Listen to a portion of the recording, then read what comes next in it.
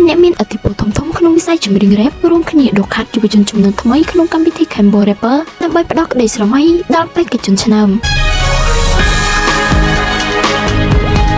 ស្របពេលកម្មវិធីប្រឡងចម្រៀង Cambo Rapper គៀកមកដល់ការប្រកួតពាក្យផ្ដាច់ព្រាត់កាន់តែធ្វើឲ្យផ្ទុះការចាប់អារម្មណ៍ខ្លាំងពីសំណាក់អ្នកគាំទ្រនៅក្នុងនោះដែរក៏មានលេចឮព័ត៌មានថាអ្នកមានឥទ្ធិពលធំនៅក្នុងវិស័យចម្រៀងរ៉េបបានចូលរួមជាមួយផលិតកម្ម Galaxy ដែលជាអ្នកផ្ដួចផ្ដើមបង្កើតកម្មវិធីប្រឡងចម្រៀងរ៉េបលំដាប់អន្តរជាតិនេះពីមួយសប្ដាហ៍ទៅមួយសប្ដាហ៍កម្មវិធីប្រឡងចម្រៀងរ៉េប Cambo Rapper កាន់តែការចាប់អារម្មណ៍ខ្លាំងពីសំណាក់អ្នកទស្សនាដោយបេក្ខជនក្នុងក្រុមនីមួយៗពោពេញដោយសមត្ថភាពដែលធ្វើឲ្យគណៈកម្មការពិបាកនៅក្នុងការជ្រើសរើសជាក់ស្ដែងនៅក្នុងសប្ដាហ៍ទី2ក្នុងវគ្គ United នេះមានបេក្ខជនឆ្នើមជាច្រើនដែលបានចាប់ដៃគូគ្នាធ្វើបទចម្រៀងជាក្រុមដើម្បីប្រកួតប្រជែងទន្ទឹមនឹងការប្រកួតប្រជែងដើម្បីរកបេក្ខជនឆ្នើមបំផុតនេះក៏មានអ្នកមានឥទ្ធិពលជាច្រើននៅពីក្រោយក្នុងការចូលរួមជាមួយ Galaxy ដើម្បីរៀបចំឱកាសកម្មវិធីប្រឡងចម្រៀង Cambo Rapper ដំណើរការទៅមុខយ៉ាងរលូនតាមប្រភពមួយបង្ហើបឲ្យដឹងថាផលិតកម្ម Galaxy និងក្រុមហ៊ុនខ្មែរ Devrechi បានសហការគ្នាបង្កើតកម្មវិធីប្រឡងចម្រៀងនេះឡើងដើម្បីស្វែងរកម្ចាស់ជីលាភី